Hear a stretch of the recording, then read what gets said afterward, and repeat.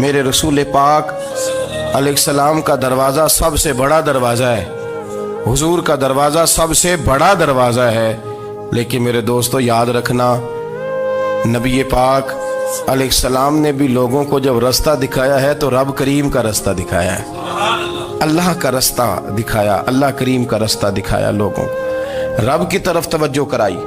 میرے رسول کریم سید عالم صلی اللہ تعالی علیہ وسلم نے لوگوں کی اللہ کی جانب توجہ کرائی اور لوگوں سے یہ کہا کہ وہ اپنے رب کریم کی جانب اپنا ذہن رکھیں، اپنی توجہ اپنے اللہ کی جانب مبذول کریں۔ میری بات کو اچھے طریقے سے سمجھیے گا، علم اللہ تبارک و تعالی عطا کرتا ہے تو اسے اللہ کی عطا ہی سمجھنا چاہیے۔ کچھ لوگوں کے پاس علم ہوتا ہے پر علم نافع نہیں ہوتا، وہ ٹامک ٹونجا مارتے رہتے ہیں ساری زندگی۔ علم کو اللہ کی عطا سمجھیں، اپنی عقل پر اپنے شعور پر زیادہ بھروسہ نہ سمجھیں، نظر اللہ پہ رکھیں۔ حضرت مولا علی شیر خدا کرم اللہ تعالی وجہہ الکریم سے کسی نے پوچھا تھا بڑا عالم کون ہوتا ہے؟ ہمارے ہاں تو اب وہ والے عالم پائے جاتے ہیں نا، اللہ ماشاءاللہ، جو ممبر پہ بیٹھتے ہیں تو دعوے ہی دعوے، ممبر پہ بیٹھتے ہیں تو دعوے ہی دعوے، اس طرح کے عالم ہمارے ہاں پائے جاتے ہیں۔ وہ ہر بات میں دعویٰ کرتے ہیں، میں یہ کر دوں گا، میں وہ کر دوں گا۔ یہ مزاج علماء کا نہیں۔ حضرت علی المرتضیٰ سے کسی نے پوچھا بڑا عالم کون ہوتا ہے؟ فرمایا بڑا عالم وہ ہوتا ہے کہ جسے مسئلے کا پتہ نہ ہو تو وہ کہہ دے مجھے نہیں پتا، میں پتہ کر کے بتاؤں گا، غلط بات بیان نہ کرے۔ امام مالک سے کسی نے کوئی مسئلہ پوچھا تو آپ فرمانے لگے مجھے اس سوال کا جواب نہیں آتا، ہمارے بزرگ سمجھاتے کیا ہے؟ وہ کہنے لگا آپ اتنے بڑے امام ہیں تو اس سوال کا جواب نہیں آتا۔ آپ فرمانے لگے اگر مجھے ہر سوال کا جواب آتا پھر تو میں خدا ہوتا، مجھے ہر سوال کا جواب نہیں آتا، مجھے تو اتنا آتا ہے جتنا میرے رب نے مجھے عطا کر دیا ہے۔ اپنی نظر اللہ پہ رکھیں، نکل آئیں اس معمے سے باہر کہ میں کوئی بلا ہوں، مجھے بڑا پتہ ہے، میرے پاس 6 ڈگریاں ہیں، مجھے 10 جگہ پہ تدریس کا شغف حاصل ہے، اس سے نکلیں باہر۔ قرآن مجید دیکھیے گا، اللہ تعالیٰ نے ارادہ قدرت فرمایا کہ میں حضرت آدم کو بناؤں گا، پھر بنانے کے بعد فرمایا فرشتوں سجدہ کرو آدم کو، سب نے سجدہ کیا الا ابلیس ابا واستکبر وکان من الکافرین، سب نے سجدہ کیا سوائے ابلیس کے، اس نے انکار بھی کیا، تکبر بھی کیا اور کافروں میں سے ہو گیا۔ تو یہ جب اللہ تعالیٰ نے سجدہ کرایا تو کیسے کرایا؟ اللہ تبارک و تعالیٰ نے نا حضرت آدم کو علم سکھایا خود، وعلم آدم الاسماء کلہا، خود اللہ فرماتے ہیں کہ میں نے جناب آدم علیہ السلام کو تمام اشیاء کے نام سکھائے، سب اشیاء کے نام سکھائے۔ تو وہ چیزیں پھر میں نے نا، اللہ فرماتے ہیں میں نے فرشتوں پہ پیش کی، میں نے کہا کہ بتاؤ ان کے نام کیا ہے، تو فرشتوں نے جو جواب دیا وہ سمجھنے والا ہے۔ اللہ نے چونکہ خود علم سکھایا تھا حضرت آدم کو، جناب آدم سکھایا تھا، لیکن فرشتوں کو نہیں سکھایا تھا۔ تو اللہ کریم نے فرمایا فرشتوں اب یہ بتاؤ ان چیزوں کے نام کیا ہیں؟ تو فرشتے کیا کہتے ہیں؟ فرشتے عرض کرتے ہیں قالوا سبحانک لا علم لنا۔ آپ کبھی یقین کریں اس چیز کی لذت لیں تو مزہ آ جائے۔ کہا قالوا سبحانک، کہنے لگے تو پاک ہے، قالوا سبحانک، کہنے لگے تو بھئی آدم علیہ السلام کو نام سکھا لیے، پھر فرشتوں کے سامنے وہ چیزیں پیش کر کے کہا ان چیزوں کے نام بتاؤ، تو فرشتے کیا کہتے ہیں؟ کہتے ہیں قالوا سبحانک، تو پاک ہے، لا علم لنا، ہمارے پاس کوئی علم نہیں، الا ما علمتنا، ہمیں تو اتنا پتہ ہے جتنا تو نے ہمیں سکھا دیا، ہمیں تو اتنا پتہ ہے جتنا تو نے ہمیں، لا علم لنا، ہمارے پاس کوئی علم نہیں ہے، اتنا ہی پتہ ہے جتنا تو نے ہمیں سکھا دیا ہے، اس سے زیادہ ہمارے پاس علم۔ اور یہ کیوں تو نے ہمیں جتنا سکھایا اتنا پتہ ہے؟ فرشتے یہ نہیں کہتے یا اللہ تو زیادہ سکھا، آدم کو دیا تو ہمیں بھی دے، یہ نہیں فرمایا، فرمایا انک انت العلیم الحکیم، اے اللہ تو علم والا بھی ہے اور حکمت والا بھی ہے، تجھے پتہ ہے کس کو کتنا دینا ہے، جتنا تو نے مناسب سمجھا جناب آدم کو دیا، اور جتنا تو نے بہتر سمجھا وہ تو نے ہمیں عطا فرمایا۔ تو اگر آپ کے پاس علم ہے، کہیں نالج ہے، اس کو اللہ کی عطا سمجھیں۔ ہمارے ہاں بہت سارے لوگ بن کے بیٹھ جاتے ہیں، میں اکثر کہتا ہوں کہ پھر وہ دعوے کرتے ہیں میرے علاقے والے جاہل ہیں، میرے شہر والے جاہل ہیں، میرے خاندان والے پڑھے نہیں، یہ آپ کا دعویٰ ہے، یہ آپ کو خراب کر دے گا۔ ہم نے بہت سارے ایسے لوگ دیکھے جو بہت بڑے عالم تھے، لیکن اللہ جب لینے پہ آیا تو عقل ہی لے گیا، شعور ہی چلا گیا، حافظے ختم ہو گئے۔ آپ دیکھتے ہیں بڑھاپے میں کچھ لوگ ایسے ہوتے ہیں کہ جن کو یہ بھی یاد نہیں رہتا کہ میرا نام کیا ہے، میں کہاں ہوں، مجھے کدھر جانا ہے۔ تو اس وقت سے اللہ کی پناہ مانگیں اور اپنی نظر اپنے رب کریم کی جانب رکھیں، اللہ کی جانب اپنی نظر کو مبذول رکھیں۔ دوسری بات، علم کے بعد ایک چیز آتی ہے جس کا نام ہے ہدایت، جس کا نام ہے تقوی، جس کا نام ہے پرہیزگاری، جس کا نام ہے عمل، عبادت، ریاضت۔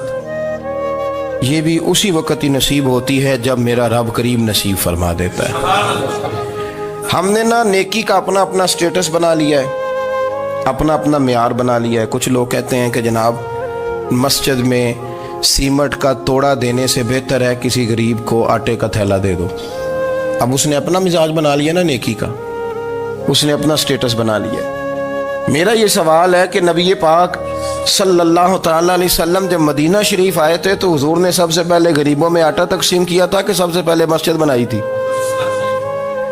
کیا عجیب لوگوں کا رنگ ہے، اپنی مرضی کی ہدایت، اپنی مرضی کا تقوی، اپنی مرضی کا معیار۔ مسجد کوئی بڑا چھوٹا خطیب بھی میری طرح کا ہو نا، تو وہ مسجد میں بیٹھ کے جب نبی پاک کی بات کرتا ہے تو کہتا ہے میرے رسول پاک غریبوں کا سہارا بن کے آئے۔ وہ غریبوں کی بات کرتا ہے، مسکینوں کی، لاچاروں کی، کمزوروں کی بات۔ تو مسجد ہی تو وہ ادارہ ہے جہاں سے غریبوں کی بات ہو رہی۔ تو اب لوگوں نے غریب کو اور مسجد کو لڑانا شروع کر دیا، اس کو لڑاؤ کہ مسجد میں پیسے دینے سے بہتر ہے آپ غریب کو آٹے کا تھیلا دے دیں۔ آپ یہ کیوں نہیں کہتے کہ مسجد میں بھی آپ توڑا دیں ایک سیمٹ کا اور ساتھ غریب کو بھی خدمت کریں؟ یہ کیوں نہیں تقویٰ؟ اپنی اپنی مرضی کا مزاج، اپنی اپنی۔ کچھ لوگ کہتے ہیں چھوڑو جی، ساری زندگی انسان نماز پڑھتا رہے اور پھر گالیاں بھی دیتا رہے، بندہ داڑھی بھی رکھ لے اور جھوٹ بولنا بھی نہ چھوڑے۔ تو یہ آپ نے اپنے پاس سے تقوی کا معیار بنایا۔ گالی دینے کا گناہ ہے اور داڑھی رکھنے کا ثواب ہے۔ تو اگر آپ داڑھی رکھے ہوئے ہیں اور آپ کوئی غلطی کر رہے ہیں تو اس سے آپ کی داڑھی کا ثواب ختم، اللہ کرے آپ کو سمجھ آئے میری بات۔ آپ کوئی غلطی کر رہے ہیں، داڑھی کا ثواب اس سے ختم، وہ اپنی جگہ پہ قائم ہے چیز۔ اپنی مرضی کا کیوں تقوی کا معیار بناتے ہیں؟ تقوی کا مزاج اپنی مرضی کا نہ بناؤ۔ اللہ کی بارگاہ سے دعا مانگو کہ یا اللہ ہمیں ہدایت کا نور عطا فرما، اللہ تو ہمیں رستہ دکھا، تو بتا کہ ہدایت کیا ہے۔ تو رب فرماتا ہے اللہ ولی الذین آمنوا، اللہ مومنوں کا مددگار ہے، یخرجہم من الظلمات الی النور، وہ انہیں اندھیروں سے نکالتا ہے اور نور کی طرف روشنی عطا فرماتا ہے۔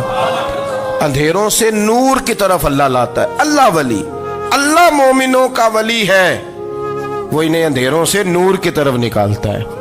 ہدایت ہمیشہ اللہ کی طرف سے سمجھے۔ جب وہ نماز کی توفیق دیتا ہے تو اپنے فضل سے دیتا ہے، جب وہ ذکر کی توفیق دیتا ہے تو اپنے فضل سے۔ ہم سمجھتے ہیں ہو جی فلانا نہیں پڑھ رہا بڑا بیوقوف ہے، فلانا نہیں پڑھ رہا، تو تم کیا اپنی عقل کے زور پہ پڑھ رہا ہے؟ میں جی اللہ کے فضل سے 2 سپارے پڑھتا ہوں، تو کس پہ احسان کرتے تو 2 سپارے پڑھ کے رویا کر کہ اگر مالک تو بڑا قریب نہیں۔ بڑے لوگ ہیں جن کو پورا قرآن حفظ ہے پر انہیں پڑھنے کی توفیق نہیں، تو انہیں فضل کیا اور مجھے توفیق دے دی ہے پڑھنے۔ رویا کر، پڑھ کے رویا کر، راتی ساری کر کر زاری، وہ نیند اکھاں تھی توندے تے فجرے اوہی گناہگار کہاون سب تو نیوے ہوندے۔ مہربانی کریں، ڈریں، نیکی کریں تو پھر ڈریں، پھر احساس پیدا کریں، پھر اپنے اندر وہ کمزوری لائیں کہ توبہ توبہ مجھے تو پتہ ہی نہیں، تو جانتا ہی نہیں۔ حضرت سیدنا امام اعظم ابو حنیفہ رحمۃ اللہ تعالی علیہ کے ساتھ ایک شخص کہتا میں نے نماز پڑھی، تو عشاء کی نماز تھی۔ یہ جو لوگ بڑے ہوتے ہیں نا،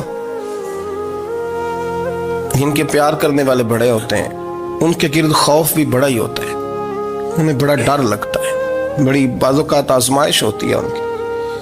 عشاء کی نماز کہتے پڑھی تو امام صاحب نے نا عشاء کی نماز میں تلاوت کی آیتیں فَمَن يَعْمَلْ مِثْقَالَ ذَرَّةٍ خَيْرًا يَرَهُ وَمَن يَعْمَلْ مِثْقَالَ ذَرَّةٍ شَرًّا يَرَهُ، فرمایا جو ذرہ برابر خیر کرے گا وہ بھی قیامت میں دیکھے گا، اور جو ذرہ برابر شر کرے گا وہ بھی قیامت میں اس شر کو دیکھے گا اس کے سامنے آئے گا.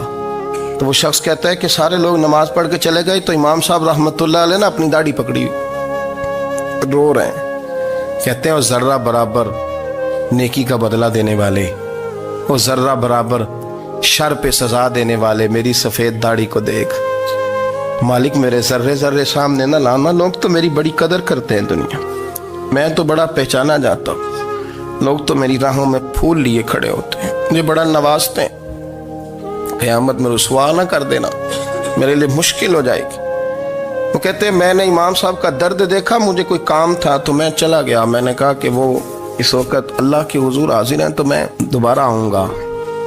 کہتے ہیں میں تہجد کا وقت آیا تو امام صاحب وہیں بیٹھے تھے اور ان کی داڑھی آنسوؤں سے بھری ہوئی تھی اور زور سے داڑھی پکڑی ہوئی. کہنے لگے مالک رسوا نہ کر دینا، قیامت میں رسوا نہ کر دینا. یار جو ہدایت یافتہ لوگ تھے وہ تو ڈرے ہوئے تھے، وہ تو سہمے ہوئے تھے. وہ تو کہتے تھے یہ اس کا فضل نہیں، اس نے بلا لیا، یہ اس کا کرم نہیں. حضرت باعزید بستامی کسی کافر کو دیکھتے تو رو پڑتے، کہتے مالک تو کتنا قریب ہے، یہ بے ایمان رہ گیا، تو نے اپنے فضل سے مجھے اپنے نبی کا غلام بنا لیا. وہ رو پڑتے. یہاں تو لوگوں کا دعویٰ ہی بڑا ہے. نمازی اللہ خیر فرمائے وہ تو دوسروں کو گھورتا ہے، وہ کہتا ہے جنت کا میں مالک ہوں، کنجیاں میرے پاس ہیں، میں کسی اور کو گھسنے نہیں دوں گا. اور اگر 2-3 حج کر لے تو پھر تو وہ کہتا ہے کہ اب میرے سے پوچھ کے لوگ جنت میں جائیں گے معاذ اللہ. اور اگر وہ 2 4 5 7 دفعہ کوئی نفل پڑھ لے تو پھر وہ کہتا ہے چھوڑیں جی سارے لوگ بے عمل ہیں، میں اکیلا نیک ہوں. نہ ایسا کریں، اپنی توجہ اپنے رب پہ رکھیں، اپنی توجہ اپنے معین الملت والدین، عطائے رسول، ہند الولی، غریب نواز، خواجہ معین الدین چشتی، حضرت خواجہ اجمیر، شاہ اجمیر، شاہ اجمیر، والی ہندوستان. آخری عمر میں نا سارا دن روتے گزر جاتا، ساری رات روتے گزر جاتے، ذرا سی کوئی بات کرتا تو رو پڑتے، آنکھیں آنسوں سے بھری رہتی. کئی دفعہ اپنے بھی پریشان ہو جاتے ہیں نا کہ یار تو ایک بات کی جان ہی نہیں چھوڑ رہا. تو خواجہ قطب الدین صاحب بختیار کاکی سے لوگوں نے کہا کہ آپ مرشد سے بات کریں، اتنا بھی تو نہیں نہ رونا چاہیے، ہر وقت اس کے آنسو کی کریے. عاشق دا کام ہی رونا تونا تے بنا رویوں نہیں منظوری. یہ عاشق سدا ہی روندا رہندا ہے، پاویں وصل ہوئے تے پاویں دوری. ہر وقت رونے کا کیا مطلب ہے؟ تو خواجہ قطب صاحب کہتے ہیں میں قریب گیا تو میں نے پیر دبائے، میں نے کہا سونیا لوگ تو کچھ بھی نہیں کرتے، تو نے تو کمال کر دیا، 90 لاکھ آدمی مسلمان کر دیا، دنیا کچھ نہیں کرتی، تو نے 50 سال ساری رات مسلح پہ بیٹھ کے رب راضی کیا. تو شہزادہ تھا، حضور کی اولاد تھا، لیکن معین الدین تیرا ایک پلاٹ بھی نہیں، تو نے طالب علم پالے، انہیں غریبوں کو دیا، انہیں نوازا، کوئی شے نہیں تیرے پاس، ہر چیز تو نے. ساری رات روتے ہو، سارا دن روتے ہو. تو خواجہ قطب الدین صاحب کہتے ہیں میں نے جب عرض کیا تو خواجہ صاحب مجھے گلے لگا لی، چیخ مار کے روئے، کہنے لگے قطب الدین پتر داڑھی سفید ہو گئی، جانے کا وقت آ گیا، جو تو نے نیکیاں گنوائی ہیں وہ ہیں صحیح میرے پاس، پر یار کی بارگاہ میں پیش کرنے کے قابل ایک بھی نہیں، ایک بھی نہیں. تو بارگاہ تو دیکھ کتنی بڑی ہے، رسول کریم کی بارگاہ میں پیش کرنے کے قابل ان میں سے ایک بھی نہیں. تو آستانہ دیکھ کتنا بڑا ہے، کیا پیش کروں گا، کیا عرض کروں گا حضور کی بارگاہ میں، کس طرح. وہ یار جو بڑے تھے وہ تو ڈرے ہوئے تھے، سہمے ہوئے تھے، وہ تو بڑی آزمائش میں تھے. لیکن میرا اور آپ کا رٹا 2 نمازیں پڑھ کے 6 نمازوں کا دعویٰ کرنا اور لمبی چوڑی کہانیاں بنانا اور اپنے منہ سے اپنی تعریفیں کرنا، اس سے تھوڑا باہر آئیں. رزق بھی میرا اللہ ہی دیتا ہے، علم بھی اللہ دیتا ہے، رزق بھی.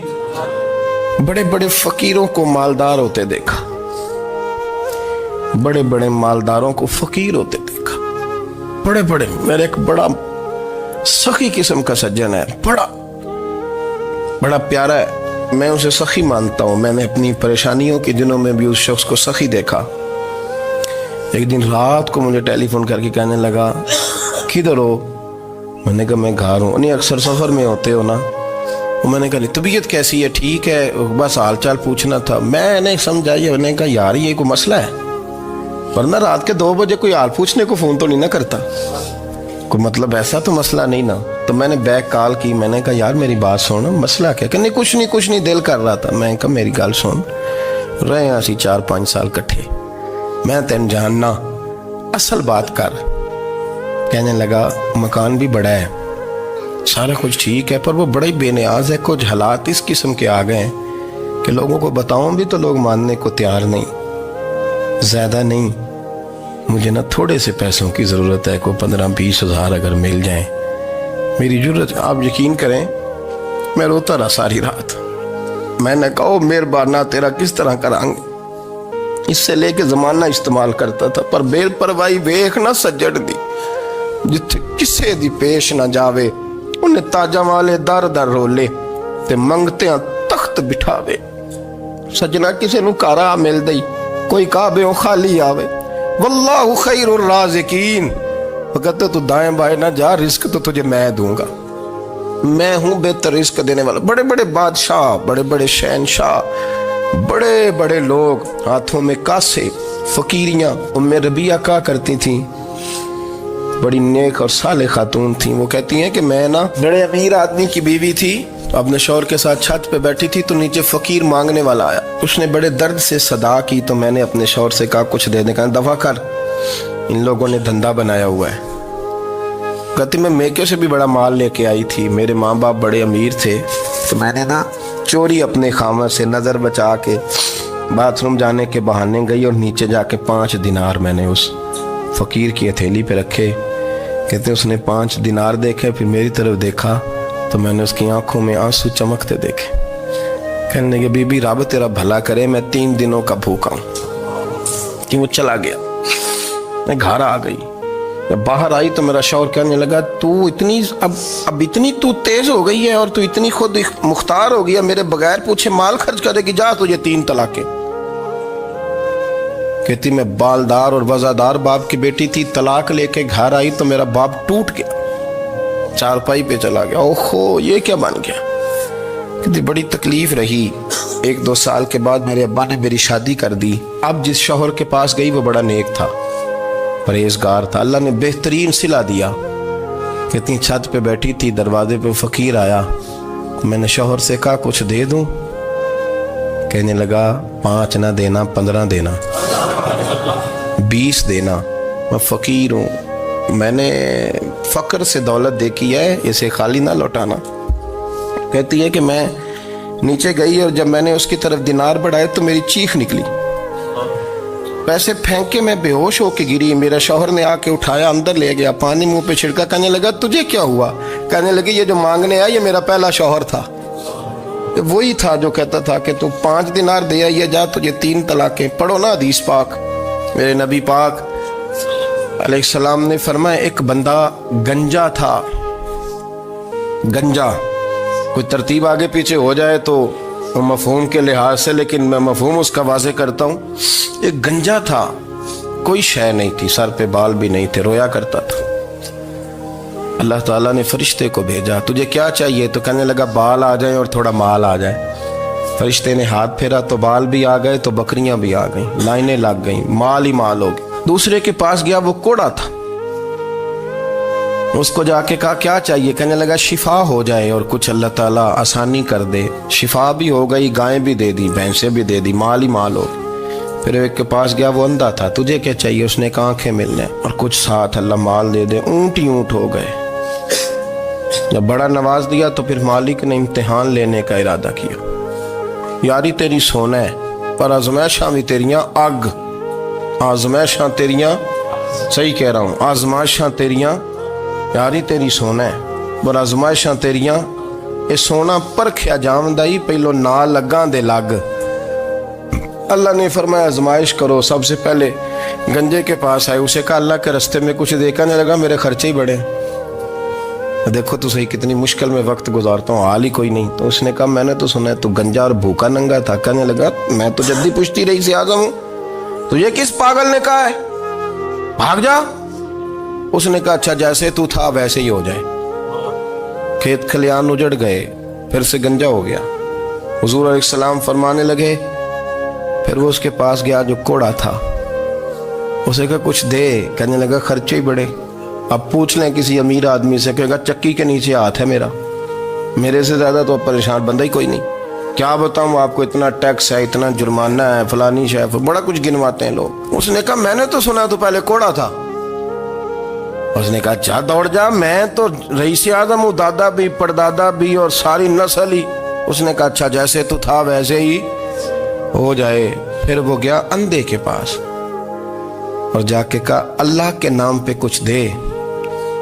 تو وہ کہنے لگا رب کے نام پہ؟ یہ کھڑے ہیں اونٹ، جتنے تیرے دل کرے لے دا. اس نے کہا کیا معنی اس بات کا؟ کہنے لگا یار تجھے کیا بتاؤں، میں تو اندھا تھا، میں نے تو کبھی دنیا دیکھی نہیں تھی. پھر اس کریم نے فضل کیا تو مجھے بڑا کچھ دکھایا. میں کیا بتاؤں، میرا دل کر رہا ہے کہہ دوں کہ پھر اس نے کعبہ دکھایا، پھر اس نے روضہ رسول دکھایا، پھر اس نے ریاض الجنہ کے سجدے دکھائے، پھر اس نے اپنے محبوب کے دروازے کی رونقیں دکھائیں. اس نے بڑا کچھ دیا، اس نے بڑا نوازا. میرے پاس تو شاید میں بدکار پرانا خادم، کسے در ملی نہ ٹوئی. واصف یار نے نظر جو کی تھی، پھر واصف ہی ہوئی. یہ تو اس کا کرم ہوا. تو یہ وہ کہنے لگا تو اللہ کے نام پہ جان مانگ، میں وہ بھی دینے کو تیار. میرے پاس تو شے کوئی نہیں تھی، مجھے تو اپنا پتہ ہے، میں تو کوئی شے نہیں تھا، کچھ نہیں تھا میرے پاس. یہ تو ان کا کرم ہے کہ رخ ان کا ادھر ہے. اور مختصر سی میری کہانی ہے، یہ جو بھی ہے ان کی مہربانی ہے. تو وہ کہنے لگا میں بھی کچھ لینے نہیں آیا تھا، تیری آزمائش ہی کرنے آیا تھا. تیری عزتیں بھی سلامت رہیں گی، تیرا مال بھی سلامت رہے گا، تیری شفا بھی. اپنی زندگی میں کبھی بھی اللہ کی بارگاہ سے توجہ ادھر ادھر نہ کریں. چھوڑیں لوگ کیا کر رہے ہیں، دنیا کیا کہہ رہی، کبھی بھی اپنی توجہ دائیں. ہمارا یہ مسئلہ بن گیا کہ ہماری سیاست ہے، ہماری دنیا داری ہے، ہم بندوں کو راضی کرنا چاہتے ہیں. ہم دیکھتے ہیں کون کس طرح، اور آپ یقین کریں آپ تھک جائیں گے، بندے راضی نہیں ہوں گے، وہ نہیں راضی ہوتے. آپ ان کو منا کے لائیں گے تو ادھر والے نکل جائیں گے، ادھر کو منائیں گے تو ادھر والے نکل جائیں گے. اس چکر سے باہر آئیں، اس رب کو راضی کریں جو فرماتا ہے ان الذین آمنوا وعملوا الصالحات سیجعل لهم الرحمن ودا. فرمایا تو ایمان لانے کے بعد نیک عمل کر، میں لوگوں کے دلوں میں تیری محبت پیدا کر دوں. رحمان لوگوں کے دلوں میں محبت ڈال دے گا، اللہ لوگوں کے دلوں میں. اپنی نظر ہمیشہ اپنے رب پہ رکھیں. اتنی لمبی چوڑی دنیا داروں سے امیدیں نہ وابستہ کریں. میں نے دیکھا ہے لوگ کاسا لیسی کرتے ہیں، کبھی اس کے دروازے پہ کبھی اس کے دروازے پہ. ان چکروں سے باہر آئیں اور اپنے رب کی بارگاہ کی طرف توجہ کریں. استغفار شوق سے پڑھا کریں. اور اکیلے میں نا، اکیلے میں حضرت رئیس المتکلمین مولانا نقی علی خان صاحب رحمۃ اللہ نے لکھا ہے کہ فرعون 500 سال حکومت کر گیا. یہاں تو 5 سال کی حکومت کی پیر لڑکھڑاتے ہیں، 500 سال. فرماتے اصل وجہ یہ تھی کہ دنیا جب سو جاتی تھی نا تو اوپر چادر لے کے تو مصلے پہ بیٹھ جاتا تھا اور ہاتھ باندھ کے کہتا تھا رب تو ہی ہے، میرا پردہ نہ کھولنا، مالک تو ہی ہے، کرم نوازی کرنا، میری پکڑ نہ کرنا. وہ بے ایمان ہو کے اگر 500 سال ہاتھ باندھے تو گزارا کر لیتا ہے، تو ایماندار ہے. پر مسئلہ یہ ہے کہ تو رات کو بکل مار کے ہاتھ نہیں نہ باندھتا، تو منت نہیں کرتا، تو استغفار نہیں کرتا.